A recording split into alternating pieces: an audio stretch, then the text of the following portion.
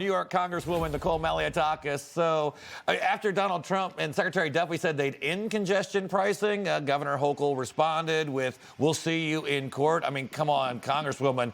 D.C. puts strings on everything. It seems like this is just another example of it. You know, maybe Kathy Hochul should just listen to the people of New York who overwhelmingly said they do not want congestion pricing.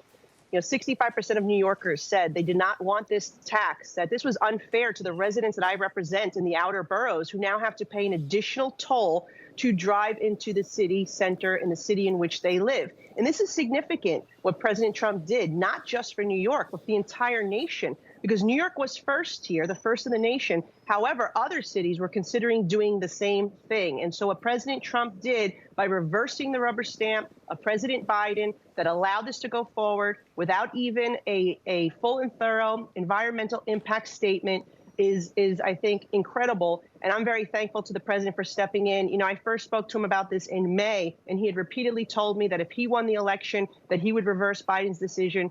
He delivered on that promise, and the people of New York, particularly my district, Staten Island, Southern Brooklyn, are very thankful. And the whole goal of this congestion toll was to cut back on congestion and traffic. I don't know about you, but I drive in the city every day, and I haven't noticed a difference at all. Is this really a battle that the governor can win here?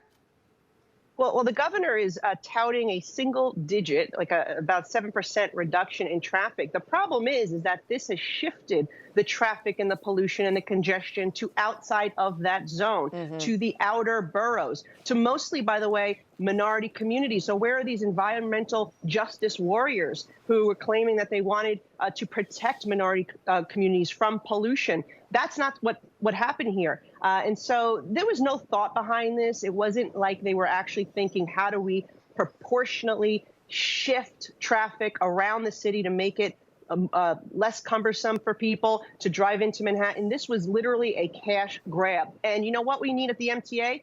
We need a Doge at the MTA, because it is the most mismanaged bureaucratic disaster.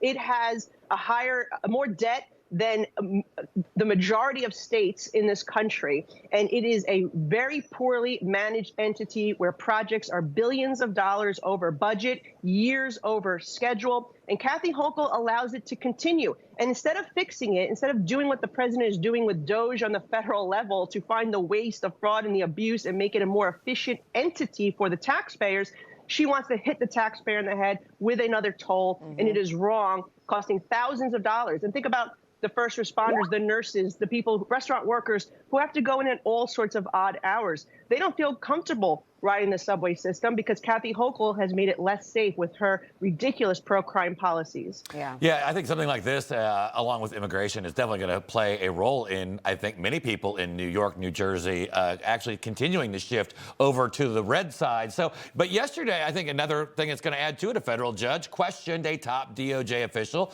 during a hearing over the office's move to drop corruption charges against New York City Mayor Eric Adams. But there was no immediate ruling. I mean, New York politics, Congresswoman, it needs to be its own reality show with this. Well, unfortunately, me and the people that I represent end up suffering under this one-party rule where Kathy Hochul is being pressured by the far left to remove a duly elected mayor who has not been convicted of a crime. Now, I'm no fan of Eric Adams. I've been very critical of him and certainly his policies. But what the governor is trying to do here is wrong. And again, the Democrats claim to be the defenders of democracy. This is once again another example of how the governor ignores the will of the people and won't allow a duly elected mayor to stay there until the end of the year when we have an election. Let the voters decide who the next mayor is, not you, Kathy Hochul. Great point. Congresswoman, always great having you with us. Thank you. Thank you. Information. Truth. Is freedom. Is Newsmax. It's real news for real people.